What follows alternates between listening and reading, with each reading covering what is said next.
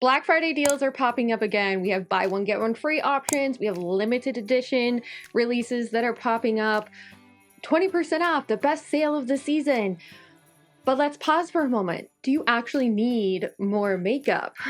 Spoiler alert. The data says we might already have more than enough. Hey guys, welcome back to my channel. If you're new here, my name is Staci and I am your marketing journalistic lens on the beauty space. And today we're going to be talking about Black Friday. We're going to do this in a get ready with me fashion style. I like doing it this way because I kind of do like a two-in-one. I do my makeup and I talk to you guys. So if you like content like this, unfiltered content, definitely subscribe and let's get into this video. I am not going to be showing you guys what I'm using. I'm going to try and leave it in the description bar down below, but I'm just doing my makeup, okay guys? That's how it works. I'm doing my makeup. All right guys, we're talking about Black Friday. Millions of people shop it. It actually has become a lot easier to shop Black Friday because we have online sales now, not just in store and in person. It is literally like claimed as like the biggest shopping day of the year because it really starts off, and people also market it as like starting off the holiday shopping season because, you know, Black Friday happens almost a month before Christmas time. And Black Friday sales have become so popular that actually other countries have started adopting Black Friday sales as well, which is crazy to think about because initially Black Friday started as something just in America after Thanksgiving. Roughly 80 to 90 million people shop over the Thanksgiving weekend last year in the US and online, which is crazy to think about, guys. Like, that's insane to me. 80 to 90 million people shopped on Black Friday last year. Basically, it hit a record-breaking number in 2024, and I'm super curious to see how we are going to be doing in the 2025 landscape, especially with the economy the way that it is, and just, yeah. There was a lot of impulse buying, and that is according to the National Retail Federation. Beauty isn't small. Industry data is showing us huge spending, and there's constant new launches in the beauty space, which I have experienced myself. If you don't follow accounts like Point Click Vibes or Trend Mood, like you see there are new launches coming out pretty much every day in the makeup space, which is pretty crazy to think about considering once upon a time you saw a launch maybe once a quarter, twice a year. Many consumers replace and accumulate products super fast, and I have to admit, I have been one of those people before. I see something new and I'm like, oh, that looks really good, let's go buy it. And meanwhile, the industry produces billions of single-use packaging items that rarely get recycled. That's a giant environmental footprint for stuff sitting in our drawers. Clean Hub estimated tens of billions of pieces of beauty packaging go unrecycled each year. So why do we keep buying? That's the real question here. There's actually psychology behind it, and this was something that I really wanted to focus on, is because there is like a dopamine hit that we get. There's a dopamine rush that we get when we tend to click that buy button and we're like, oh, something's coming in the mail for us. Like, I am a huge fan of getting stuff in the mail. If you're a huge fan of getting stuff in the mail, leave me a comment down below. But it can get pretty excessive if you really think about it. And it's that dopamine hit that we're getting when we press buy now. Shopping creates a short burst of like reward. Retail therapy isn't just a meme.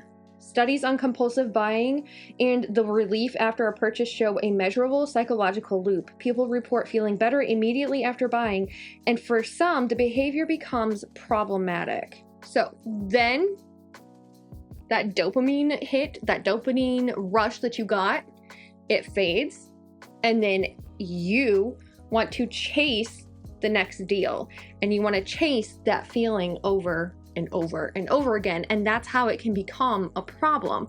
And Black Friday is a huge culprit of that problem. So brands, they do know this. They know that we get that dopamine hit whenever we shop and we click that buy button, and it gives us that instant gratification because it is really an impulse buy. I feel like some of my makeup purchases have been impulse buys where others have been like very well thought out.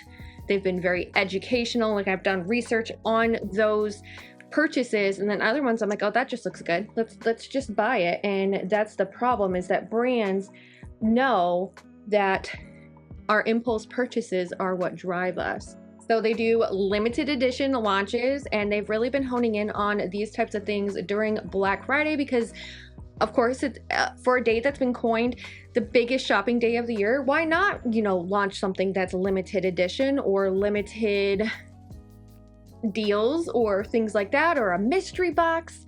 Because brands definitely know that is what we thrive on. That type of culture, the type of like limited edition drops, it really turns on our fear of missing out. And you can see that this practice has actually been used quite effectively by a lot of brands. Honestly, not just during Black Friday though, during multiple times during the year, saying like it's a limited edition collection or if it's going to sell out. I talked about this briefly in a short form content video when e.l.f. dropped their Jelly Pop collection again, and everybody was like, they were kind of annoyed with it because it was a limited edition collection again, and people just were not happy with e.l.f. that they were dropping it as a limited edition collection. Other people weren't happy with it because they were like, okay, if it's limited edition, keep it limited edition, don't bring it back. And that's something that happened with, limited edition sets even from, 2016, 10 years ago. Think about a holiday palette that sells out in minutes, okay? The scarcity drives us to buy now, even if we already own similar shades.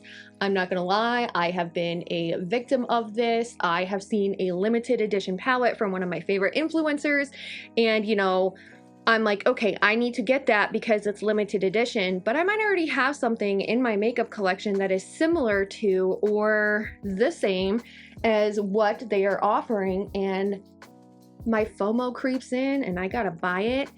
Story time. I remember when Raw Beauty Kristi actually launched her first Pure palette.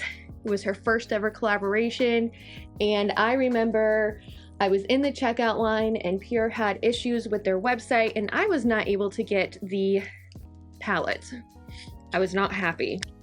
I was a very unhappy consumer at that time, and Pure ended up restocking it and doing another limited edition run because so many people had issues with their website when they were checking out, and so many people missed out on that limited edition collection. So I was actually in the second round of receiving that collection and I was not happy, but I also had FOMO and I was mad that I missed out on that. And the thing is, did I end up using that palette that much? No, I actually didn't. I actually have it for sale on my Posh Closet now because I don't use it. I don't use that palette, and I was so mad at myself for missing out on it the first time. Retailers also like to time their promotions. This is something that we really need to pay attention to. Black Friday and other mega sales, it concentrates purchases into a few days. Think about like, we have the Black Friday sales that happen on Black Friday, and then we have Shop Small Saturday. Sometimes people will drag it into Sunday, and then you have Cyber Monday. And that's when brands do these mega sales, these mega deals, and it happens once a year. And retailers know this, and it concentrates the purchases to those specific days. And they know it's going to work because you got FOMO for the discount, and now you have FOMO because it's limited days with that sale. According to Black Friday Statistics 2024, the result: massive short-term spikes in buying that flood homes with products while the long-term environmental and financial costs get ignored. Literally pushes consumerism so much with the sales that we see during Black Friday. It's crazy. So what is the consequence of all of this? Two big consequences. There's environmental waste, which makeup packaging, microplastics, and all that kind of stuff. We're literally over consuming, and then all of a sudden we have this overflow of product that we're not using. And then we also have another consequence, which is overspending, and another consequence, which is clutter. And all of this is just a result of, strategic marketing for Black Friday, Cyber Monday, that weekend where they're like, you're going to miss out, so you better buy now. And honestly, do you need that? The industry's growth comes with a cost, lots of single-use packaging and products that never get used. Okay, so with that being said, coming from a journalist, from a marketing guru, because there are so many things that brands like to do this time of year to really get you to spend and buy, I did do like a pretty much I de-influenced the Sephora sale because it was only a max of 20% off, and most people don't qualify for 20% off. Usually they only get like 10 to 15% off, which is absolutely crazy. If you think about it, in my state of New York, our sales tax here is like almost 8%, and literally a 10% discount is literally just saving sales tax. Okay, so I did de-influence the Sephora sale, but there's other things that you can do to like step back and really think about what is going on with your purchases, especially this time of year, and what can be done to minimize like the consequences that come with it as well. Because I have been a consumer in the past who has absolutely loved shopping the Black Friday sales. I have shopped the Huda Beauty, like I love their Black Friday sale, but in recent years I have not done so because I have found that I have product already in my collection. So honestly, before you look at the sales, before you look at anything that is going on for Black Friday and Cyber Monday, go through your makeup stash, audit your stash. So pick a category, whether it be a foundation category, a lippy category, a blush category, a highlighter category. Count what you actually use weekly. Look at what your makeup favorites are, especially if you are a makeup lover and a makeup collector. I mean, this even goes out to creators, small creators like myself on YouTube. Audit what you have in your stash and see what you're really using. As of recent, when I redid my entire makeup room and I moved my office up here, I have come to realize that I have a lot of things in my stash that I don't use, that I don't need. And I've even posted this on my YouTube like community page, that with this office clean out with the end of the year, I am actually going to be doing quite a bit of decluttering too. That doesn't mean that I can move in new makeup, okay? So anytime that you see something that you do want to purchase, I highly recommend that you wait at least 48 hours. You're watching Trend Mood, you are watching Point Click Vibes, and you see that something is launching pretty quick here, and you're like, okay, I want to buy that. Wait 48 hours. See what the reviews say. That's one thing that I definitely almost always recommend. Going back to step number one, also looking at what you have in your stash.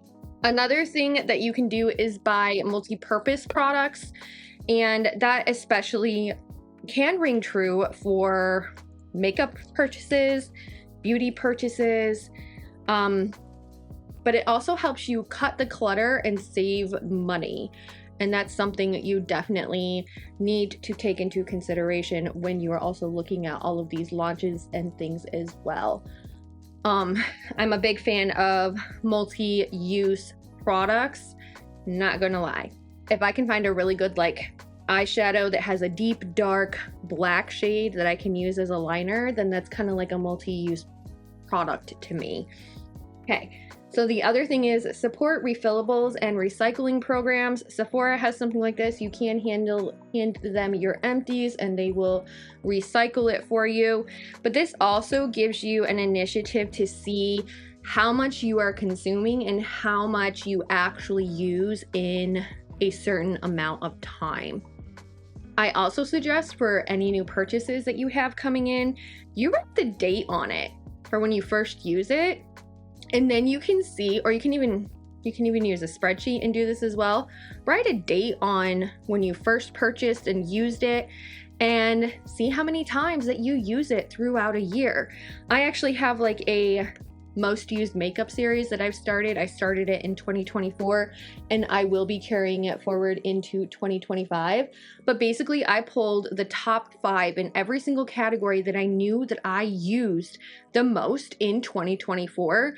And I told you why I used it and how, you know, this year it's going to be a very similar process, but I want to get into the habit of showing you how many uses it gets within the year and really break down the data for you and show you like, okay, maybe I've used this specific eyeshadow palette like 50 times and I've not even hit pan in any of the eyeshadow that is in this palette. And it really gives you a sense of knowing what you are and aren't using. And then it also gives you a sense of knowing like when you buy something versus when you use it up, and really tracking your progress that way as well.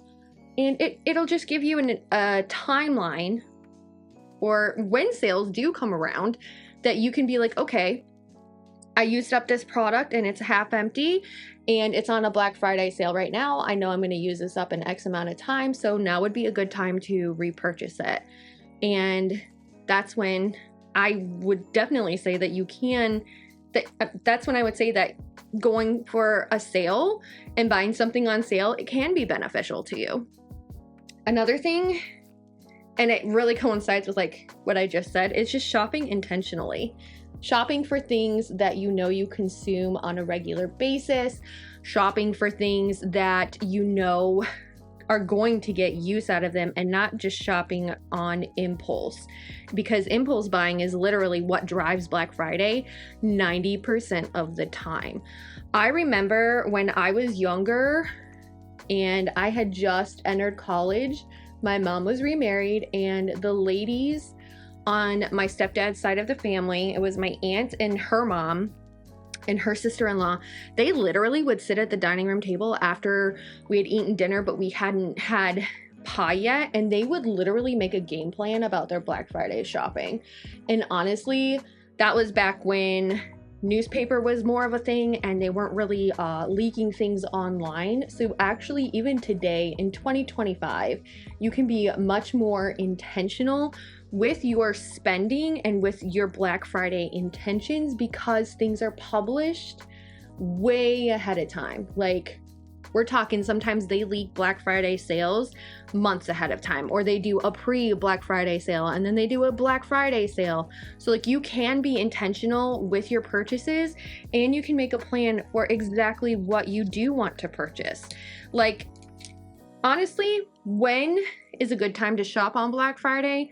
I think when you are looking for a good deal on something that you have done research on, that you know that you would get a lot of use out of, and or if it is for a Christmas present that you, again, have done a lot of research on and you have gotten a lot of, you think somebody's going to get a lot of use out of. Honestly, that's honestly what comes to mind when I think of like Black Friday and Black Friday shopping now. I've been in more of a low buy here in 2025. You'll notice I don't have as many new releases that I have featured on my channel, because I wanted to see what I really used in the year of 2025. Yes, I still have some things that were like new, TikTok new, and I have a story behind that. I am a bargain shopper. That is no joke to me. So I have tried some new things in 2025, but not nearly as much as what I did in the past years. And I wanted to go very minimalist this year. And I know that going into 2026, I want to go even more minimalist, and I want to do more, build my own palette, design my own palette, content, and all that kind of stuff. So 2025 really has been an eye-opener for me in that aspect, and as far as like consumerism goes, because it's really opened my eyes to what I'm using, what I'm not using, and how it's going to benefit or not benefit me in the long run. And do not, like, I have made purchases in 2025, and I wish I had like a statistic that I could show for like how much there was between each year. I know it was significantly less than last year. The big thing is there's still been regrets and purchases, and that's the whole point of this video. Is I don't want you to have regrets of your Black Friday purchases at all. It's just a matter of sitting down and looking at what is really going to work for you, being intentional with your buying for Black Friday. So yes, I am de-influencing you on shopping for Black Friday. I'm encouraging you to really audit your stash and really just like figure out what you have in your stash so that you're able to just use the things that you have instead of always buying new. In 2025, I feel like we have just gotten into this very consumeristic state, and all we really care about these days is, you know, buy, and we've lost the very conscious spending that we used to have, especially with the evolution of the internet. Like, oh my, like we have so many things that are at our fingertips now that Black Friday has just become this even more of a magnet than normal for spending. And it's sad to say, because there's so much over consumerism in our world today, and we find ourselves looking back on what we've purchased and we have purchasing regrets. I still have purchasing regrets in 2025, and that will be in like my wrap up of the year, which is coming pretty quick here, which is really scary to think about, that the end of 2025 is literally here. That I'm sitting in my chair wearing a Christmas sweater. It is crazy. Black Friday is so incredibly loud. You are going to be seeing so many promotions and launches this week that are like must-haves, don't miss out, limited edition. And at the end of the day, when the dopamine fades and the boxes start stacking up, you're going to start having purchasing regret. So do we really need it? Okay, maybe it is a good deal, but do you really need it? And that's something that you continually need to be asking yourself, especially in the landscape of 2025, when we have so many beauty brands out there that are running so many sales, and it can be very overwhelming, but at the same time, very exciting with that dopamine hit when we check out at the end of the night. Just maybe the better alternative is less stuff, more intention. So if you guys are interested in a follow-up to this video about how to audit your makeup stash in 10 minutes, how to really go through and see what product you are actually using, and documents that you can use to track your progress, then definitely leave me a comment down below and make sure that you are subscribed to my channel. And I hope I get to see you in my next video.